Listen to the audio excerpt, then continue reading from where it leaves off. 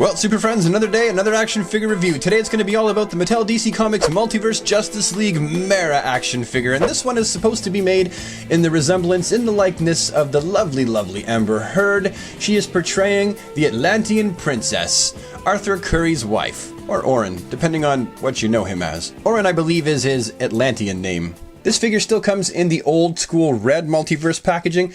I like the packaging, however the blue stuff is going to be the new norm, so this is really like a relic of the past, even though they're still on the shelves. A relic of the present forget it. Turn the package around and you can see that Mira doesn't come with any Build-A-Figure pieces, which makes sense that she wouldn't have any of the Build-A-Figure pieces.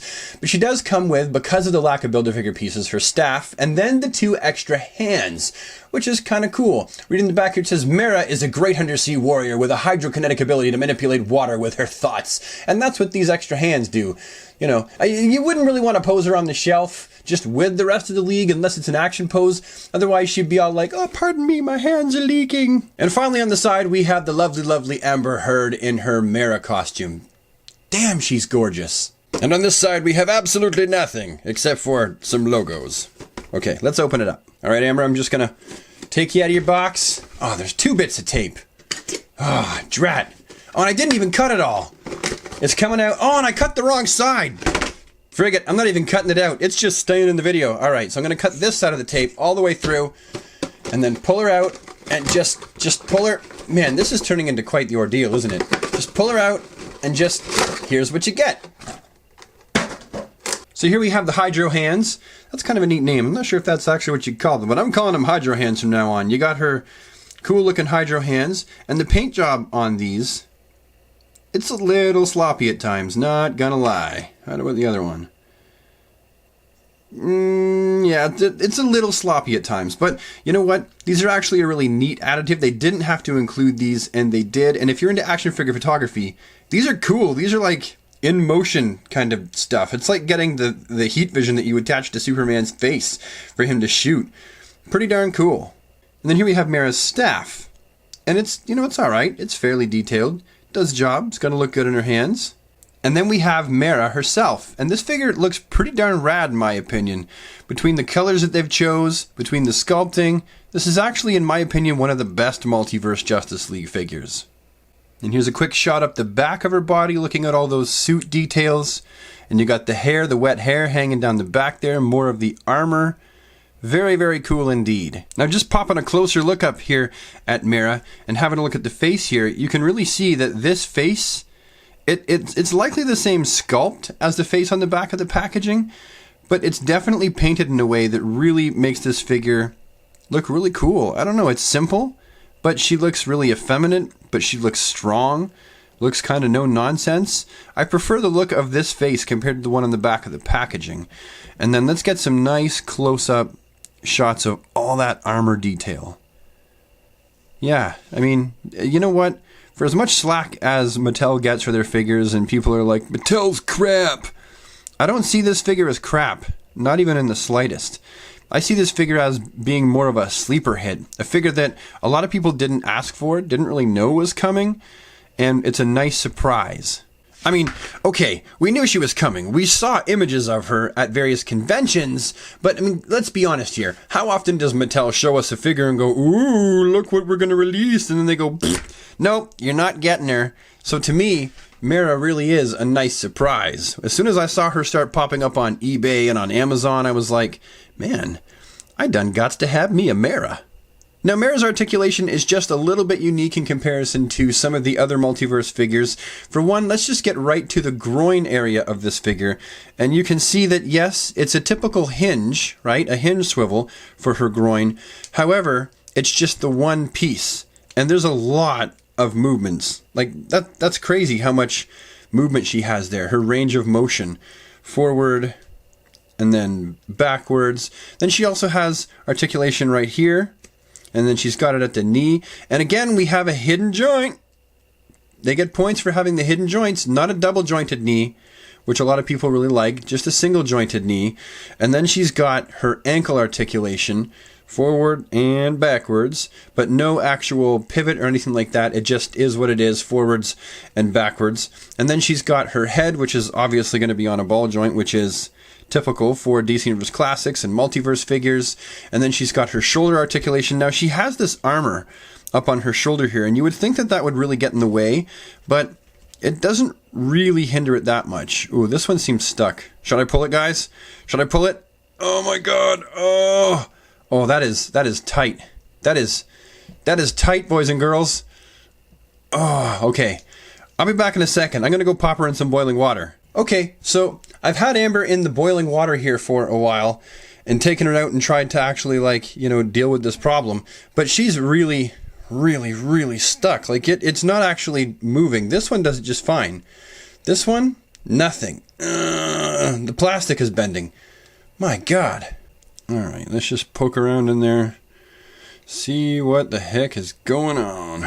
So after digging around in there with a tiny flathead screwdriver, finally, there's some range of motion there. I don't know what the heck was going on there.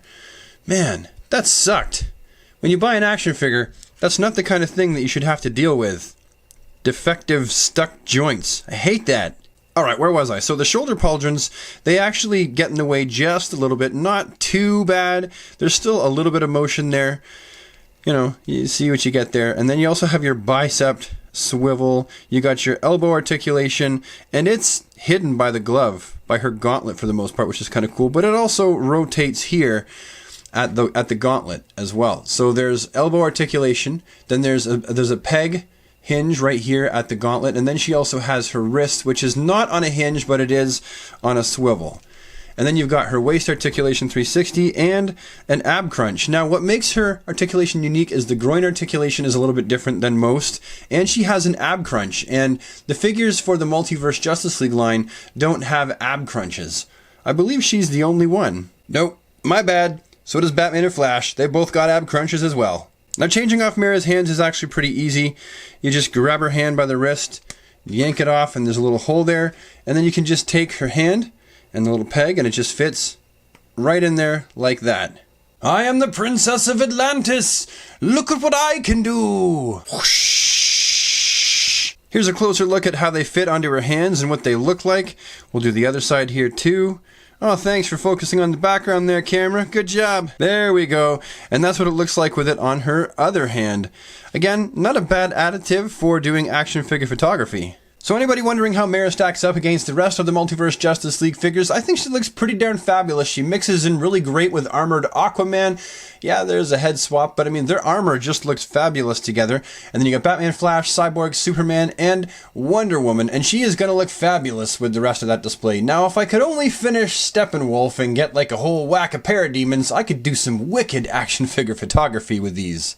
And also, just to have the two female Multiverse Justice League characters side by side, Wonder Woman and Mira, honestly, I like what they did with Mira's articulation and body sculpting more than what they did with Wonder Woman. Wonder Woman seems just a little bit clunky, her skirt seems a little bit thick, and the inside here, she actually utilizes the old DC Universe Classic style groin articulation, which, in my opinion, was fine for the time. However, this, in my opinion, is definitely a far superior way to do the groin of any multiverse figure for that matter, not just a female. And then I do prefer to have an ab crunch over no ab crunch. I can live without it, but I do like the fact that Mira has one. And overall, I think that she strikes an excellent female figure in comparison to Wonder Woman. And here she is just for funsies next to the Ghost White Gal Gadot Wonder Woman figure from SH Figuarts. I say Ghost White because she's really tanned, and yet she spends all her time at the bottom of the ocean, and she has no tan, and she spends all her time on the surface. And then finally, another comparison just for funsies is the DC Direct Brightest Day Sassy Sexy Mira figure with, of course, this Mira figure. And I'm not really sure which Mira figure looks like she'd kick your ass first. They both look pretty no-nonsense.